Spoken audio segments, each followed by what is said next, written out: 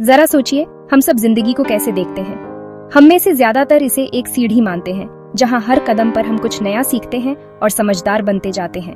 हम सोचते हैं कि एक दिन सब कुछ साफ हो जाएगा, सत्य, खुशी, शांति सब मिल जाएगी। लेकिन कृष्णमूर्ति हमारी इस सोच को पलट देते हैं। वह कहते हैं, समय ज्ञान प्रकट नहीं करता। हमारा दिमाग अक्सर एक गलत रास्ते पर चलता है। हम सोचते हैं कि अनुभवों को जमा करते करते हम कहीं पहुंच जाएंगे, जैसे बचपन में खिलौने, बड़े होकर कार, फिर घर। हम इसे प्रगति कहते हैं, लेकिन कृष्णमूर्ति कहते हैं, यह प्रगति नहीं, बस संवेदनाओं का परिवर्तन है। चीजें बदलती हैं, पर चाहत वहीं रहती है। हम समय को सत्य तक पहुंचने का साधन मानते हैं, पर वह कहते हैं, समय आपको सत्य नहीं देता, क्योंकि आप हमेशा भविष्य की ओर भागते रहते हैं। अभी जो है उसे देखते ही नहीं। टोपी से लेकर ईश्वर तक की चाहत में भी वह कहते हैं, यह सिर्फ संवेदना का सूक्ष्म परिवर्तन है, सच्ची प्रगति नहीं।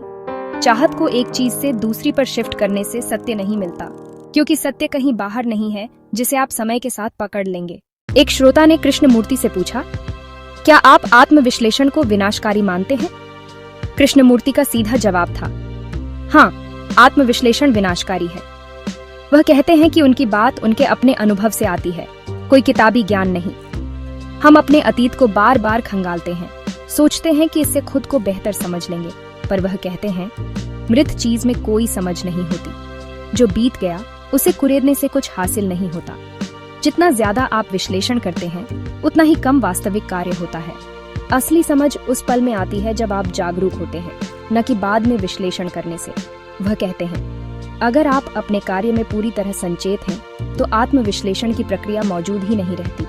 हमारा दिमाग हर चीज को टुकड़ों में बांटता है, पर कृष्णमूर्ति कहते हैं, बस देखो, अपने हर काम, हर शब्द, हर सोच को बिना जज किए देखो। जब आप कार्य में पूरी तरह लीन होते हैं, अनुभव से अलग नहीं होते, तो समझ अपने आप आती है।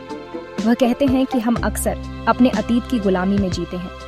अतीत का विश्लेषण करने की बजाय अभी जागरूक रहें। जो आप कहते या करते हैं, उसमें पूरी तरह मौजूद रहें। जागरूकता की यह ज्वाला आपके सारे पूर्वाग्रहों को जला देती है। जब आप हर पल जागरूक रहते हैं, तो अज्ञान सामने आता है और आप आजाद हो जाते हैं। एक श्रोता ने पूछा, आप कहते हैं कि दुख हमें जागृत करता है, तो फिर जागृत होने पर दुख खत्म क्यों नहीं होता? कृष्णमूर्ति का जवाब चौंकाने वाला था। हम दुख से पूरी तरह जागृत होते ही नहीं। जब जीवन में कोई करीबी चला जाता है, दुख का तूफान उठता है, पर हम तुरंत उससे भागने की कोशिश करते हैं। कोई कहता है पुनर्जन्म, कोई मनोरंजन। कृष्णमूर्ति कहते हैं, यह सब भागने के तरीके हैं। दुख एक जागृति लाता है, यह आपको झकझोरता है, पर हम उस जागृति को बर्दाश्त नहीं करते और तुरंत आराम चाहते हैं। यह आराम की चाहत हमें विचारों और विश्वासों की शरण में ले जाती है और फिर से हम सो जाते हैं। दुख अपने आप में बुरा नहीं, यह एक संकेत है, एक आवाज, पर हम उसे सुनते नहीं। वह कहते हैं, अगर आप उस तीव्र संकट में, उस जागृति की स्थिति में अनुभव से पूरी तरह मिलते हैं, तो आप उन सभी मानवीय आश्रयों का सही मूल्य समझ जाते हैं। यानी वे सारे विश्वास जो आपने दुख से बचने के लिए बनाए थे, उनकी सच्चाई सामने आ जाती है। केवल उनकी समझ ही आपको दुख से मुक्त करेगी। अपनी उदासी को जियो, उसका पूरा दर्द महसूस करो, भागो मत। जब आप दुख को पूरी तरह जी लेते हैं, बिना किसी बहाने, तो वह अपने आप खत्म हो जाता है, क्योंकि तब आप उसे समझ जाते हैं। वह कहते हैं, जो है उसे पूरी तरह जियो। जब आप ऐसा करते हैं, तो दुख सिर्फ दुख नहीं रहता, वह एक दरवाजा बन जाता है जो आपको सच्चाई की ओर ले जाता है। हमारी जिंदगी के हर कोने में नियम, अनुशासन, रिवाज छुपे हुए हैं। एक श्रोता ने धार्मिक और रहस्यमय प्रथाओं के बारे में पूछा। कृष्णमूर्ति का जवाब सीधा था, यह सब व्यर्थ है। हम सोचते हैं कि कोई विधि या नियम हमें सत्य तक पहुंचा देगा, जैसे रोज मंत्र जपना या तीर्थ यात्रा पर जाना। पर कृष्णमूर्ति कहते हैं, यह आत्मानुशासन, यह अभ्यास मन को मुक्त नहीं करता। अनुशासन हमें एक ढांचे में बांध लेता है। हमें करना चाहिए और नहीं करना चाहिए के खेल में फंसा देता है। ये समायोजन की प्रक्रिया मन को आजाद नहीं करती, बल्कि उसे गुलाम बनाती है।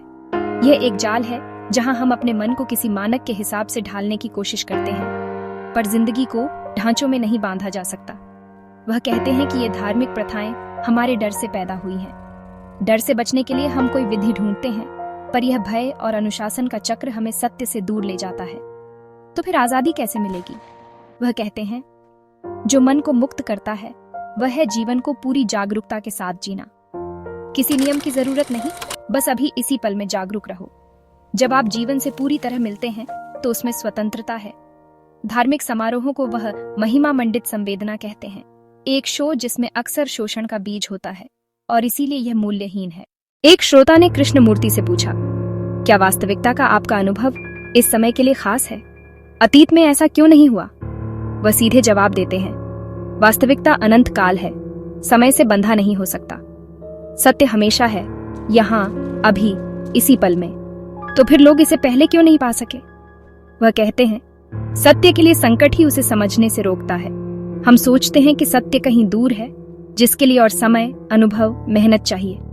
पर कृष्णमूर्ति कहते हैं, समय को प्रकटीकरण की प्रक्रिया के रूप में देखना स्थगन की एक सुसंस्कृत विधि है। आप अभी टाल रहे हैं। वह कहते हैं, सत्य अभी है। हम अनुभवों को जमा करते हैं, सोचते हैं कि इससे सत्य मिलेगा। पर वह कहते हैं, यह विचार कि आप धीरे धीरे सीखेंगे आपको तुरंत समझने से रोकता है। समय आपको समझ नहीं देता, यह बस आपको अनुभवों का सामना करने में चालाक बनाता है, जागरूक नहीं। जब आप अनुभव से पूरी तरह मिलते हैं, बिना उसे टालने की कोशिश किए, तो सत्य अपने आप सामने आता है। सत्य को पाने के लिए न कोई रास्ता चाहिए, न गुरु, न किताब। आपको बस अपने मन को देखना है, अपनी बाधाओं को समझना है। हमारे डर, हमारी चाहतें, हमारे पूर्वाग्रह, ये सब हमें सत्य से दूर रखते हैं। अगर आप इन बंधनों को समझकर खुद को मुक्त कर लेते हैं तो एक शाश्वत वास्तविकता है। पर वह चेतावनी भी देते हैं, जो व्यक्ति सत्य का वर्णन करता है उसके लिए सत्य का अस्तित्व नहीं है। सत्य को शब्दों में नहीं बांधा जा सकता, उसे सिर्फ जिया जा सकता है। हमारा मन हमेशा कुछ पाने की तलाश में रहता है, पर कृष्णमूर्ति कहते हैं, सत्य को दूसरों से नहीं सीखा जा सकता। जब आप अपने मन की जंजीरों को तोड़ देते हैं, जैसे भय, लालच, अतीत का बोझ, तो आपको कुछ खोजने की जरूरत ही नहीं पड़ती। सत्य अपने आप आपके सामने आ जाता है। यह कोई लंबा सफर नहीं है, कोई ऐसी चीज नहीं जो आपको समय के साथ मिलेगी। सत्य अभी है, इसी क्षण में। पर उसे पाने के लिए आपको अपने मन को खुला रखना होगा, अपने डर, अपनी चाहतों और अपने विचारों को देखना होगा। और जब आप ऐसा करते हैं तो सत्य आपके सामने नहीं आता, वह आपके भीतर से प्रकट होता है।